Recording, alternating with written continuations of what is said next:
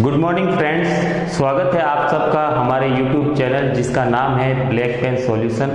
और आज अपन पढ़ेंगे केमिस्ट्री के अंदर एक वेरी इंपॉर्टेंट टॉपिक जिसका नाम रहेगा मोल कंसेप्ट। टॉपिक का नाम रहेगा गाइस मोल कॉन्सेप्ट। ठीक है, इस मोल कंसेप्ट के अंदर अपन पढ़ेंगे कि कैसे मोल पहले कहते किसे हैं और दूसरा how to find out the number of moles. ठीक है, जैसे कि मैं बात करूं आपके पास मोल की, ठीक है, तो एक जो मोल होता है वो क्या होता है, जस्ट एज अ नंबर होता है, जस्ट एज अ नंबर। ठीक है, और second thing is that the value of this number is equal to 6.022 into 10⁻23। अच्छा, मोल को अपन एक नए नाम से भी पुकारते हैं जिसका नाम है आवागाद्रो, आवागाद्रो नंबर। ठीक है, और इसको 100 किससे किया जाता है, कैपिटल एन और कैपिटल ए, इसके द्वारा इसको डिनोट किया जाता है। ठीक है, अब मैं अगर बात करूं आपसे वन मोल, तो इसका मतलब आपके पास 1 मोल एटम्स भी हो सकते हैं, 1 मोल आपके पास आयंस भी हो सकते हैं, 1 मोल आपके पास किसी गैसियस एटम या गैसियस के मॉलिक्यूल्स भी हो सकते हैं। तो अगर 1 मोल आपको कहते हैं, जस्ट दिमाग में आपके ये आना चाहिए नंबर कि 1 मोल का मतलब सर 6.022 इंटू 10⁻23 की बात कर रहे हैं। ठीक है, जैसे मैं आपको कह दूं you have 1 mole of carbon atom, तो इसका मतलब क्या होगा, you have this number of carbon atoms. जैसे अपन जनरल लाइफ में बात करते हैं कि 1 दर्जन जो होता है वो किसके बराबर होता है, 12 के बराबर होता है। जैसे मैं कहता हूं 1 दर्जन बुक, तो यू हैव 12 बुक्स। जस्ट अगर मैं कह दूं 2 दर्जन बुक्स, तो इसका मतलब क्या होगा, 2 इंटू 12 मीन्स कितना आ गया, 24 बुक्स यू हैव। ठीक है, तो ऐसे ही मैं अगर यहाँ पे 2 मोल की बात करूं, यू हैव 2 मोल एटम, तो आप कहोगे सर 2 इंटू 6.022 इंटू 10⁻23 उस एटम्स का नंबर हो जाएगा। ठीक है, अब यहां से देखो एक चीज मैं बता रहा हूं कि मोल फाइंड आउट कैसे किया जाता है, किसका कितना मोल होता है। ठीक है, कैसे मोल निकाला गया है। ठीक है, ये नंबर एक अपने आप में लार्जेस्ट नंबर है। क्या है, अपने आप में वेरी लार्जेस्ट नंबर है, लार्जेस्ट नंबर है, जिसको साइंटिस्ट ने प्रैक्टिकल के द्वारा निकाला है। तो अपने को सिर्फ ये नंबर याद रखना है, बस और कुछ नहीं। ठीक है, और एक मीनिंग और होता है मोल का, ये तो आपके पास पहली मीनिंग होगी कि जस्ट एज ए नंबर होता है, और दूसरी आपके पास रहेगी कि जो 1 मोल होता है वो किसी भी एटम के मॉलिक्यूलर मास किसके बराबर होता है, मॉलिक्यूलर मास के, मोलर मास भी कहते हैं जिसको, मोलर मास।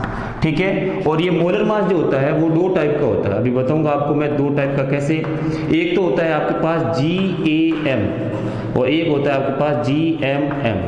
इसको अपन बोलेंगे ग्राम एटॉमिक मास और इसको अपन बोलेंगे ग्राम मॉलिक्यूलर मास। यानी कि 1 मोल आपके पास मॉलिक्यूलर है और उसका जो वेट होगा उसको अपन बोलेंगे ग्राम मॉलिक्यूलर मास। और अगर आपके पास 1 मोल एटम है, 1 मोल एटम मतलब इतने एटम है, और उनका मास जो होगा उसको अपन बोलेंगे GAM मतलब ग्राम एटॉमिक मास। ठीक है, अब मैं एक कार्बन का एक आइसोटोप ले रहा हूं, देखो 6 कार्बन 6 12, ये कार्बन का एक आइसोटोप है, आइसोटोप्स। ठीक है, अब इसका मैं मोलर मास निकालने जा रहा हूं। ठीक है, कैसे मोलर मास फाइंड आउट किया जाता है। ठीक है, तो यहाँ पे देखो ये जो वैल्यू नीचे लिखी हुई होती है वो नंबर ऑफ प्रोटॉन्स होते हैं। ठीक है, जिसको अपन P+ के द्वारा शो करते हैं। ठीक है, और यहाँ पे ये वाला जो होता है वो इसका क्या होता है, मास नंबर होता है, मास नंबर। और इस मास नंबर को किससे शो किया जाता है, कैपिटल A से, और उसकी वैल्यू होती है नंबर ऑफ न्यूट्रॉन प्लस क्या आता है उसका एटॉमिक नंबर। ठीक है, तो इसको अपन किससे शो करते हैं, Z से। और जितना एटॉमिक नंबर होता है उसमें नंबर ऑफ इलेक्ट्रॉन भी उतनी होते हैं, उतनी उसमें क्या होते हैं, प्रोटॉन्स होते हैं। ये चीज ध्यान रखना।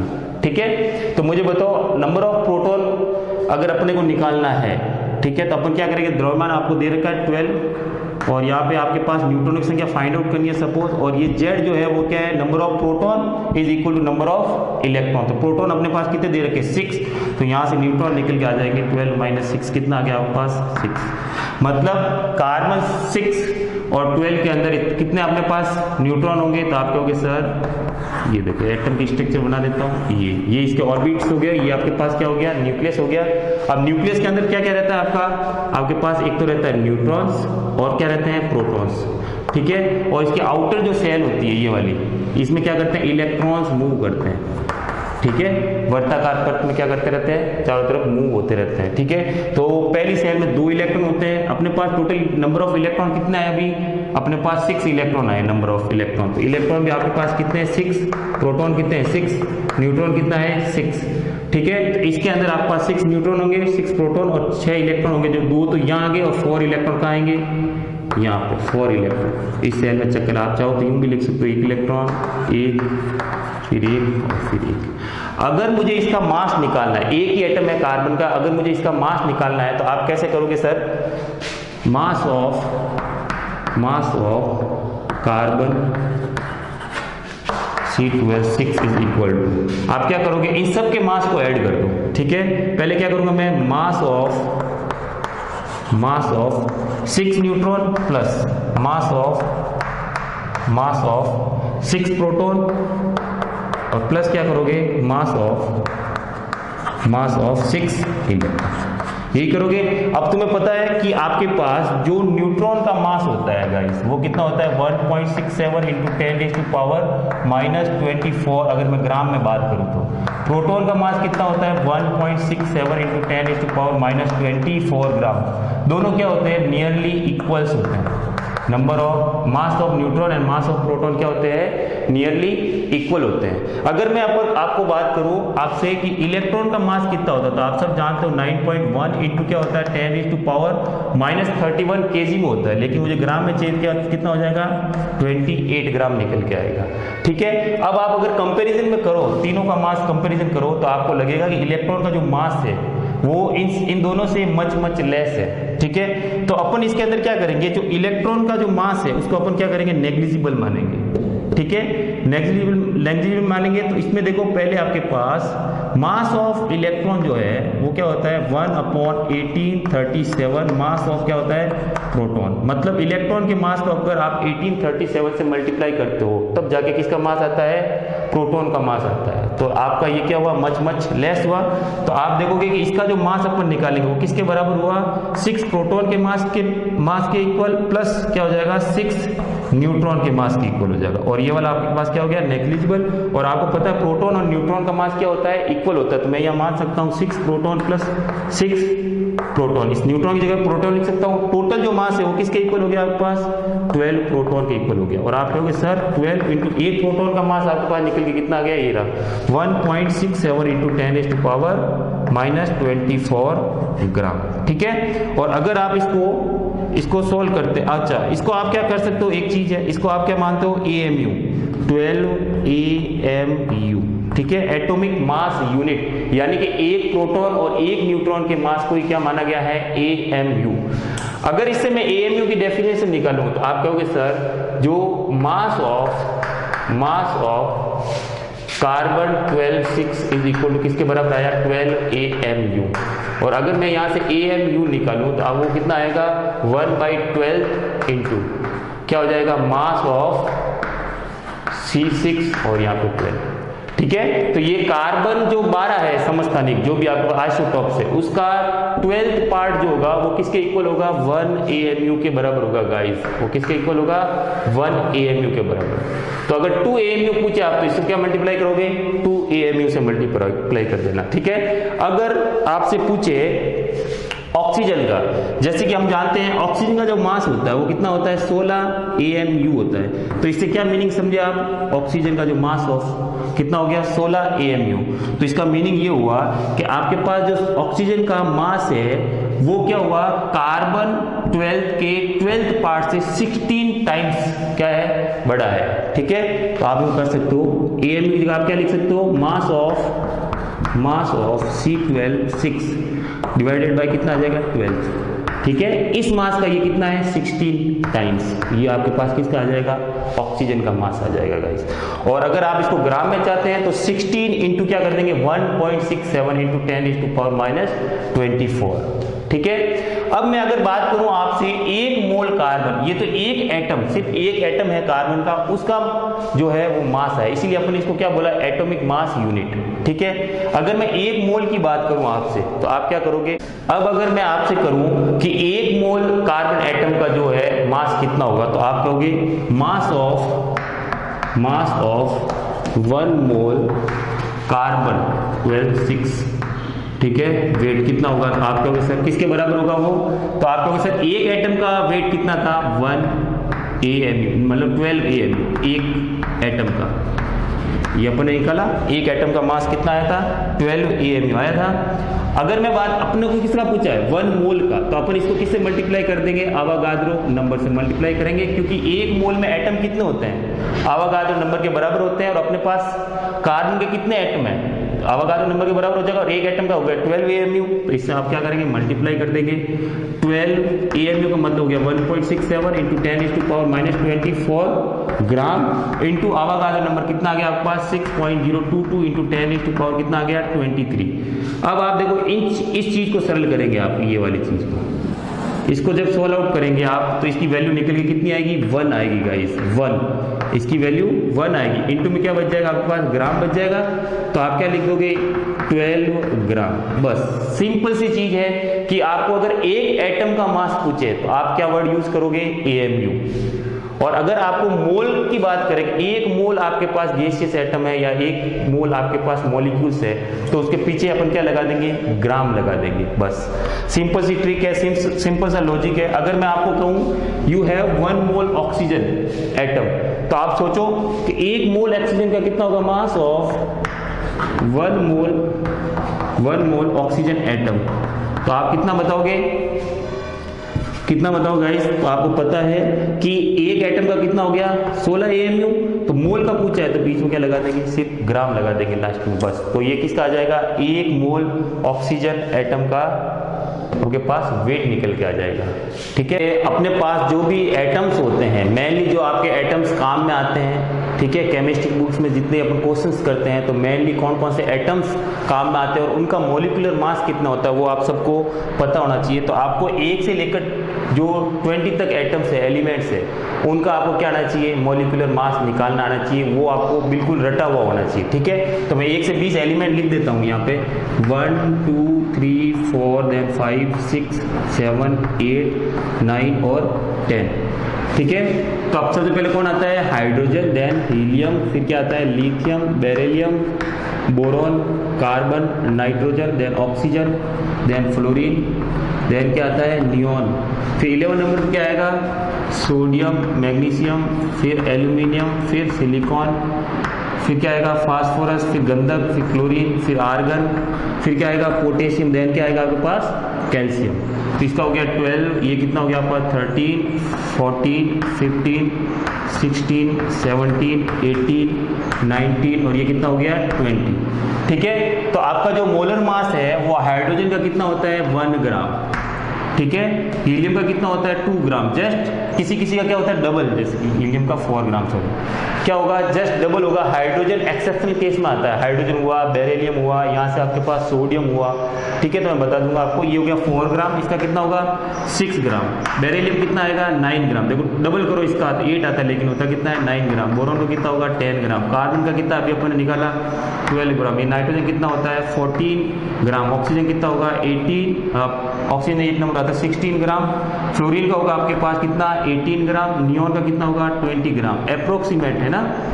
सोडियम का कितना होगा, यह भी एक्सेप्शन है, 22 होता है लेकिन यहाँ पे कितना होगा 23 ग्राम होगा, मैग्नीशियम का कितना होगा 24 ग्राम होगा, यहाँ पे कितना आएगा 26 ग्राम आएगा, यहाँ पे कितना आएगा 28 ग्राम आएगा, फास्फोरस भी एक्सेप्शनल आता है 31 ग्राम होगा, सल्फर का 32 ग्राम होगा और ये भी एक्सेप्शनल आता है, इसका होगा 35.5 ग्राम। आर्गन का आप निकालोगे तो ये भी एक्सेप्शनल केस है, इसमें कितना होगा 40 ग्राम, होना कितना चाहिए था 36 बट होता कितना है 40 ग्राम्स गाइस। इसमें आइसोटोप्स आर्गन के बहुत सारे आइसोटॉप्स होते हैं, उनका एवरेज निकाल के, एवरेज लेके ये मॉलिक्यूलर वेट निकाला गया है, तो इसको थोड़ा ध्यान रखें। तो ये कितना गया पोटेशियम का, आप कहोगे तो 39, ये भी एक्सेप्शनल है, और इसका कितना होगा 40 ग्राम गाइस, ठीक है। तो इसको आप अच्छे से याद कर ले, लर्न कर ले, ये आपके बार बार काम में आने वाली चीजें हैं, जो हर क्वेश्चन को सॉल्व करते ही आपसे पूछेगा तो आपको डायरेक्ट इसमें लिखना है। अब आपको देखो, जैसे कि वाटर का मोलर मास निकालना है, H2O, molar mass of H2O, तो कैसे फाइंड आउट करोगे? तो मैंने अभी आपको बताया था मोलर मास एटम्स का निकालना। तो आपको पता है हाइड्रोजन का मैंने कितना लिखा था, 1 ग्राम लिखा था गाइस, और यहाँ पर हाइड्रोजन कितनी है 2 है, प्लस ऑक्सीजन का कितना बताया था अभी 16 ग्राम। तो कैसे आ गया, कितना आया आपके पास 2 1 जा 2 प्लस कितना आ गया 16, तो कितना हो गया आपके पास 18 ग्राम हुआ कि नहीं हुआ।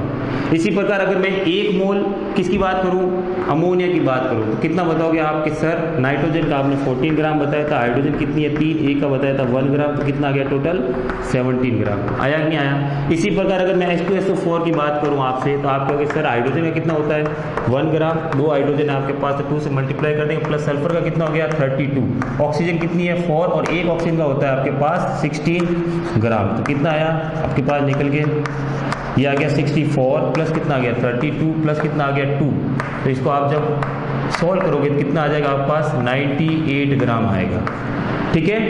तो इस प्रकार आप बहुत सारी चीज़ों के मॉलिक्यूलर क्या है मास या मोलर मास निकाल सकते हो गाइस, ठीक है। अब अपन चलते हैं क्वेश्चन की, अब अपन नेक्स्ट प्रोसीड करते हैं। तो अब मैं एक क्वेश्चन ले लेता हूँ सिंपल आपके पास कि find out the number of moles of 20 moles in liquid in 49 gram of H2SO4, 49 gram H2SO4, ठीक है। Find out the number of mole in 49 gram of H2SO4, तो आप कैसे फाइंड आउट करोगे? तो you have given 49 gram H2SO4, 49 gram H2SO4 you have given, और आप जानते हो कि एक मोल H2SO4 किसके इक्वल होता है 98 ग्राम के बराबर। देखो एक मोल का जो मोलर मास है कितना आएगा 98 ग्राम, तो बताओ 1 ग्राम का कितना होगा, 1 ग्राम के अंदर नंबर ऑफ मोल कितने प्रेजेंट होंगे? तो आप कहोगे सर 1/98 मोल H2SO4 होगा कि नहीं होगा। अब मेरे को किसकी बात कर रहा है 49 ग्राम की, तो अपन क्या करें यूनिटरी मेथड से इसको सॉल्व कर देंगे। 1 ग्राम में इतने मोल, तो 49 में कितने हो जाएंगे 49/98 मोल, तो कितना आ जाएंगे H2SO4 के मोल निकल के यहाँ से, तो आप कहोगे सर कितना आ जाएगा 1/2 यानी कि 0.5 मोल आप किसके आ जाएंगे H2SO4 के। तो सिंपल सी है, सिंपल सा ट्रिक, सिंपल सा लॉजिक। अब इसी प्रकार मैं एक क्वेश्चन और ले लेता हूँ, अपन लेते हैं एक क्वेश्चन एक और ले लेता हूँ। जैसे कि आपको क्वेश्चन गिवन है कि find out the number of moles and number of molecules present in 34 gram of ammonia, ठीक है। सिंपल सा क्वेश्चन है, आपको नंबर ऑफ मोल्स निकालने अमोनिया के, और अमोनिया के कितने मॉलिक्यूल्स है इसके अंदर वो भी आपको फाइंड आउट करना है। तो सिंपल सा आपको क्या दिमाग लगाना है कि आपको पता है 1 मोल जो अमोनिया होती है NH3, ठीक है, उसका वेट कितना होता है? तो आपको पता है 17 ग्राम, उसका मोलर मास के इक्वल। अच्छा, तो अब मैं इसमें करूँ 1 ग्राम में कितना मोल होगा, तो आप कहोगे 1/17 मोल क्या होगी इसमें प्रेजेंट NH3, ठीक है। अब मैं अपने को पूछा कितने ग्राम के लिए 34 ग्राम के लिए, तो आप कहोगे सर 34 ग्राम के लिए नंबर ऑफ मोल्स कितने होंगे? तो इसको यूनिटरी मेथड से अपन क्या करेंगे 34 से मल्टीप्लाई कर देंगे, ये 1 ग्राम का है तो 34 ग्राम का कितना हो जाएगा इंटू 34 मोल ऑफ NH3 उसमें प्रेजेंट होंगे।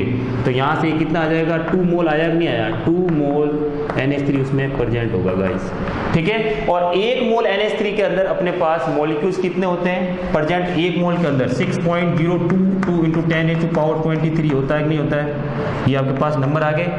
किसमें, एक मोल के अंदर इतने नंबर्स होते हैं आवागाद्रो नंबर के बराबर। और अपना यहाँ से कितने निकल के आए, 2 मोल निकल के आएंगे, 17 हो गया 1 मोल के, तो 34 में कितने मोल आ गए, 2 मोल आ गए। तो अपने पास नंबर्स कितने हो जाएंगे अमोनिया के, तो आप कहोगे सर ये भी क्या होगा 2 टाइम्स हो जाएगा, वो 6.022 इंटू कितना हो जाएगा 10⁻23। इसको मल्टीप्लाई कर देना, 2 2 जा 4, 2 2 जा 4, क्या हो जाएगा 0.62 जा 12, ठीक है, इंटू 10⁻23। पॉइंट को एक आगे ले जाओ तो 1.2044 इंटू कितना हो जाएगा 10⁻24, ठीक है। ये आपके पास क्या निकल के आ जाएगा गाइस, ये नंबर ऑफ मॉलिक्यूल्स है और ये उसका मोलर मास है, ठीक है, उसके अंदर कितने मोल्स है, ये मोल्स निकल के आ जाएंगे। तो यहाँ से एक फॉर्मूला और आपके पास निकल के आ जाता है कि जो आपके पास नंबर ऑफ मोल्स होते हैं उसको आप डायरेक्ट निकाल सकते हो। नंबर ऑफ मोल कैसे निकालोगे, यहाँ पे क्या आ जाएगा, मास गिवन ऑफ एनी सब्सटेंस, जिस सब्सटेंस का आपको पूछे, जैसे NH3 का निकालना है तो मास ऑफ गिवन मास लिख सकते हो, चलो given mass of substance divided by क्या आएगा, इट्स मोलर मास, इसके मोलर मास से इसको क्या कर दो, डिवाइड कर दो। इन दोनों का रेशियो क्या कहलाएगा, आपके पास नंबर ऑफ मोल्स कहलाएंगे। जैसे मैं यहाँ से डायरेक्ट निकालना चाहूँ तो गिवन मास कितना है आपके पास 34 ग्राम, मोलर मास कितना होता है अमोनिया का, तो 17 ग्राम होता है कि नहीं होता है, आप इसको डिवाइड करोगे कितना आ जाएगा 2 मोल अमोनिया निकल के आएगा, ठीक है गाइस। तो ये आपके पास एक नंबर ऑफ मोल निकालने का सिंपल सा फॉर्मूला है, ठीक है। इसके अलावा गाइस एक चीज और बता देता हूँ आपको कि आपके पास एक मोल सपोज H2SO4 है, और कल अगर आपको पूछ ले कि यहाँ पे 1 मोल H2SO4 के अंदर ऑक्सीजन के कितने मोल्स होंगे, वो अगर आपसे पूछ लिया जाए तो यहाँ आप बताना कि आपके पास 1 मोल ऑक्सीजन के अंदर, 1 मोल सपोज H2SO4 के अंदर H2SO4 के मॉलिक्यूल्स कितने होंगे, 6.022 इंटू 10⁻23 मॉलिक्यूल्स होंगे कि नहीं होंगे। यानी कि अगर मैं आपसे बात करूं कि सिर्फ एक मॉलिक्यूल है आपका किसका, H2SO4 का, तो इसके अंदर ऑक्सीजन कितनी प्रेजेंट है वो देखो आप, तो ऑक्सीजन कितनी है 4, एक मॉलिक्यूल्स H2SO4 में ऑक्सीजन कितनी है 4। अगर मैं 2 मॉलिक्यूल्स लूँ H2SO4 के तो उसमें ऑक्सीजन कितनी आएगी, तो आप कहोगे सर एक के अंदर 4 तो 2 के अंदर कितनी हो जाएगी 8, ठीक है। लेकिन अपने पास ऑक्सीजन कितनी है, इतनी, मतलब H2SO4 अपने पास टोटल कितने नंबर है, इतने नंबर, तो इसके अंदर ऑक्सीजन के कितने नंबर होंगे, तो आप कहोगे सर जो ऑक्सीजन प्रेजेंट है, number of oxygen present in 1 mole oxygen H2SO4, 1 mole H2SO4। अब 1 मोल के अंदर H2SO4 टोटल इतना होता है, लेकिन 1 मोल H2SO4 में टोटल ऑक्सीजन कितनी होगी, उससे 4 क्या कर देंगे अपन, मल्टीप्लाई कर देंगे, तो 4 इंटू क्या हो जाएगा 6.022 इंटू 10⁻23। भाई 1 मॉलिक्यूल्स के अंदर 4 ऑक्सीजन, इतने 2 के अंदर 8 आ गई, तो अपने पास टोटल H2SO4 के कितने मॉलिक्यूल्स है, इतने हैं, और 1 के अंदर 4 होती है तो इतने के अंदर कितनी हो जाएगी 4 इंटू 30 हो जाएगा, और इससे निकल के आ जाएगा आपके पास 4 इंटू, और इसको अपन क्या बोलेंगे, मोल्स बोलेंगे, तो आपके पास क्या आ जाएंगे 4 मोल आ जाएंगे। ये नंबर ऑफ मोल किसका है आपके पास, ऑक्सीजन के नंबर ऑफ मोल बात कर रहा हूं मैं यहाँ पे। H2SO4 तो 1 मोल है, लेकिन 1 मोल H2SO4 के अंदर 4 मोल क्या है आपके पास ऑक्सीजन। इसी प्रकार देखो एक H2SO4, 1 मॉलिक्यूल H2SO4 के अंदर कितनी हाइड्रोजन प्रेजेंट है 2, तो अपने पास H2SO4 के मॉलिक्यूल्स कितने हैं, इतने, आवागाद्रो नंबर के बराबर, तो इतने के अंदर हाइड्रोजन कितनी हो जाएगी, जस्ट डबल होगी कि नहीं होगी, तो 1 मोल 1, ठीक है, इन 1 मोल H2SO4 कितने हो जाएंगे 2 मोल क्या होगी इसके अंदर हाइड्रोजन एटम क्या होंगे प्रेजेंट होंगे गाइस। तो घबराना नहीं आपको, कोई कहेगा कि 1 मोल H2SO4 के अंदर 2 मोल हाइड्रोजन कैसे हो सकती है, तो सिंपल है, ये एक नंबर है, तो इतने नंबर के अंदर हाइड्रोजन से जस्ट डबल होगी ना, तो आपके पास कितनी आ जाएगी 2 मोल हाइड्रोजन है, और सल्फर आपके पास यहाँ कितना है 1 मोल है। जितने H2SO4 के नंबर्स होंगे उतने किसके नंबर्स होंगे, सल्फर के होंगे, तो यहाँ पे सल्फर 1 मोल, हाइड्रोजन 2 मोल और ऑक्सीजन कितने हैं 4 मोल है, और टोटल H2SO4 के मॉलिक्यूल्स कितने हैं 1 मोल, ठीक है। अब अपन एक क्वेश्चन और लेते हैं। Suppose you have given 32 gram CH4 और आपसे पूछ लिया, फर्स्ट क्वेश्चन पूछा है कि फाइंड आउट इट्स मोल, ठीक है, फर्स्ट क्वेश्चन। सेकंड में पूछ लिया आपसे find out number of CH4 molecules, ठीक है। और थर्ड आपसे पूछ लिया find out number of mole of क्या पूछ लिया, हाइड्रोजन एटम, ठीक है। और फोर्थ क्वेश्चन आपसे पूछ लिया suppose find out number of hydrogen atom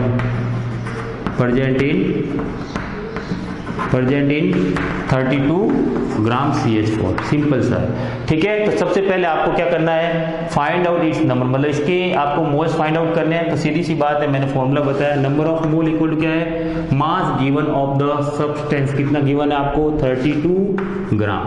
32 ग्राम, ठीक है। अब इसका मोलर मास निकालेंगे अपन, तो आपको पता है कार्बन का कितना होता है 12 ग्राम, एक हाइड्रोजन का होता है 1 ग्राम, हाइड्रोजन कितनी प्रेजेंट है आपके पास 4, मल्टीप्लाई कर दो कितना आ गया आपके पास 16 ग्राम, आया कि नहीं आया। अब यहाँ से अपन क्या करेंगे, इसका मोलर मास से इसको डिवाइड करेंगे तो कितना आ जाएगा 60 ग्राम, तो आपके पास निकल के आएंगे नंबर ऑफ मोल 2। तो यहाँ पे आपके पास इसके कितने नंबर ऑफ मोल प्रेजेंट है 2, ठीक है। नेक्स्ट आपसे पूछा है कि find out number of CH4 molecules, ठीक है। तो एक मोल के अंदर कितने मॉलिक्यूल्स होते हैं, आवागाद्रो नंबर के बराबर, एक मोल के कितने मॉलिक्यूल्स होते हैं, आवागाद्रो नंबर के बराबर। अपने पास कितने मोल निकल के आए इसके 2, तो अपन क्या करेंगे 2 इंटू एन आ जाएगा, तो 2 को अपन क्या करेंगे 6.022 इंटू 10⁻23 से मल्टीप्लाई कर देंगे, सिंपल है, ठीक है। अब आगे वाला क्वेश्चन क्या पूछा आपको कि find out number of mole of hydrogen atom, ठीक है। इस हाइड्रोजन एटम के नंबर ऑफ मोल्स पूछे हैं, ठीक है। तो मुझे बताओ एक मोल के अंदर कितने हाइड्रोजन है, तो 4 मोल, अभी मैंने बताया था एक मोल CH4 है तो उसके अंदर कितने मोल हाइड्रोजन होगी 4, और अपने पास जो CH4 है वो कितना है 2 मोल, तो आपके पास ये कितना हो जाएगा 2 इंटू 4, मतलब कितना आ जाएगा 8 मोल, क्या हो गया उसके अंदर हाइड्रोजन एटम होंगे गाइस, ठीक है। सिंपल सी बात है, एक मोल के अंदर 4 मोल हाइड्रोजन, तो 2 मोल के अंदर कितना हो गया आपके पास हाइड्रोजन 8 मोल आया, ठीक है। नेक्स्ट क्वेश्चन आपसे क्या पूछा है, find out the number of hydrogen atom, ठीक है। तो आपके पास हाइड्रोजन एटम कितने हैं 8 मोल हुए, और एक मोल के अंदर कितना आता है 6.022 इंटू 10⁻23 क्या होते हैं नंबर्स होते हैं, इसको मल्टीप्लाई कर देंगे तो आपका क्या आ जाएगा आंसर निकल कर आ जाएगा कि 32 ग्राम में CH4। अब अपन आगे देखेंगे किसी गैसियस सब्सटेंस के लिए, या फिर कोई गैस है आपके पास तो उसके एक मोल किसके इक्वल होता है। तो मैं एक छोटी सी चीज यहाँ पे लिखता हूँ कि 1 mole of any gas, any ideal gas लिख देता हूँ, एनी आइडियल गैस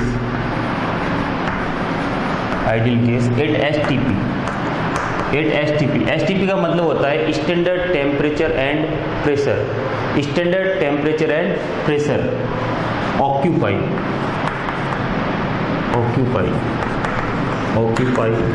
द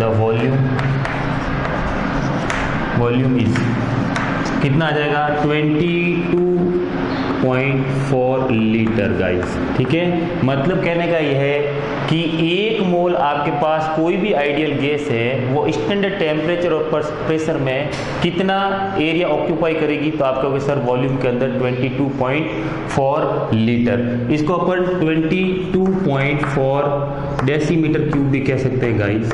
और एक चीज यहाँ से निकल के आती है कि स्टैंडर्ड टेम्परेचर और प्रेशर क्या होता है। तो इस गैस के लिए, आइडियल गैस के लिए स्टैंडर्ड टेम्परेचर और प्रेशर कितना लिया गया है, आपका टेम्परेचर तो रहेगा 273 केल्विन के अंदर, ठीक है।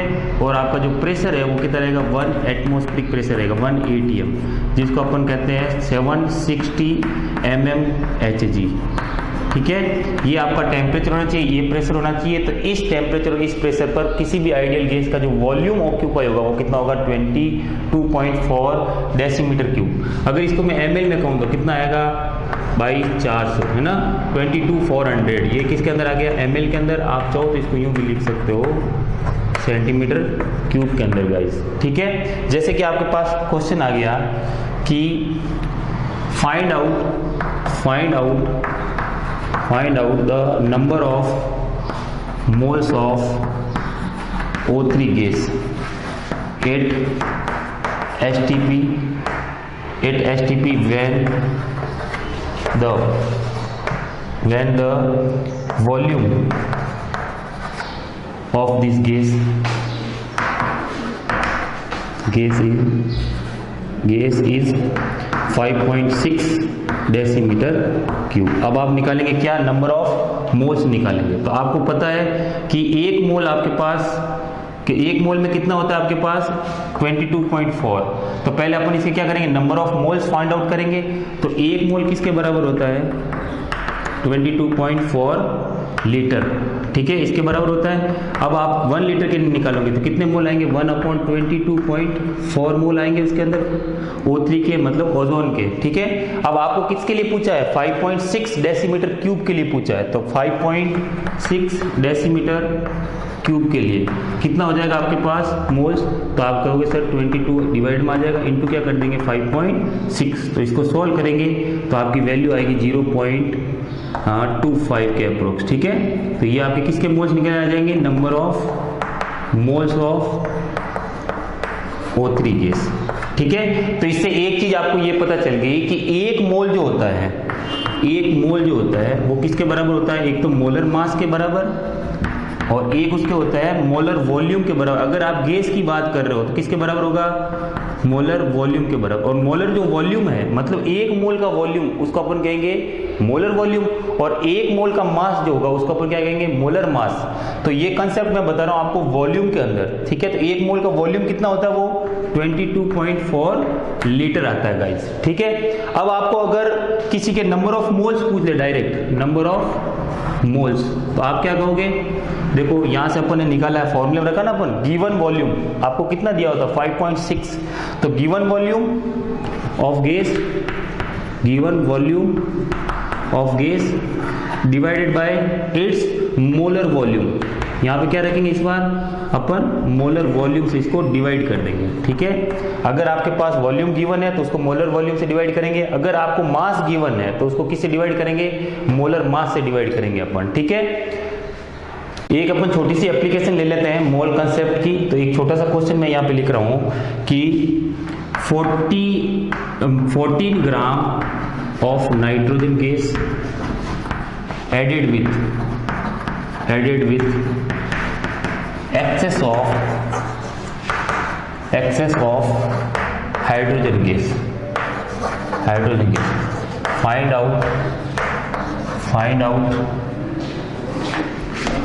out during this reaction how many moles of ammonia is formed, and also find its value in ग्राम, ठीक है। एक क्वेश्चन आ गया आपके पास, छोटा सा क्वेश्चन है कि आपको 14 ग्राम नाइट्रोजन गैस दे रखी है जो कि एक्सेस ऑफ हाइड्रोजन के साथ क्या करता है, रिएक्ट करता है और क्या फॉर्म करता है, यहाँ पे अमोनिया फॉर्म करता है। तो इस ड्यूरिंग दिस रिएक्शन में आपका कितना ग्राम अमोनिया बनेगा और कितना मोल अमोनिया बनेगा। तो सिंपल से अपन क्या करेंगे, पहले रिएक्शन लेंगे कि इसमें आपने क्या लिया, नाइट्रोजन लिया, उसको हाइड्रोजन के साथ ऐड किया और क्या फॉर्म हुआ, यहाँ से आपका अमोनिया फॉर्म हुआ NH3 गाइस, ठीक है। अब पहले अपन इसको क्या करेंगे, हीट एंड ट्रायल मेथड से क्या करेंगे, बैलेंस करेंगे, हीट एंड ट्रायल मेथड से इसको बैलेंस करेंगे। तो देखो यहाँ पे नाइट्रोजन कितनी है 2, यहाँ पे नाइट्रोजन कितना है 1, तो इसको मैं अगर 2 से मल्टीप्लाई कर दूं यहाँ से तो नाइट्रोजन कितना आ गया 2। अब यहाँ से देखो हाइड्रोजन कितना हो गया 3 2 जा 6, यहाँ पे हाइड्रोजन कितना है 3, तो इसका आगे मैं क्या लगा देता हूँ 3, तो यहाँ पे हाइड्रोजन भी 6, नाइट्रोजन 2, यहाँ पे भी नाइट्रोजन 2 और हाइड्रोजन कितना हो गया 6, तो रिएक्शन बैलेंस होगी। अब इसके आगे अपन 1 लिख सकते हैं अगर कुछ नहीं हो तो, ठीक है। अब इस रिएक्शन को देखने से क्या पता चलता है कि 1 मोल नाइट्रोजन 3 मोल हाइड्रोजन से रिएक्शन करता है और कितने मोल अमोनिया बनाता है, 2 मोल अमोनिया बनाता है, ठीक है। लेकिन अपने को कितना दे रखा है, नाइट्रोजन 14 ग्राम दे रखा है, ठीक है।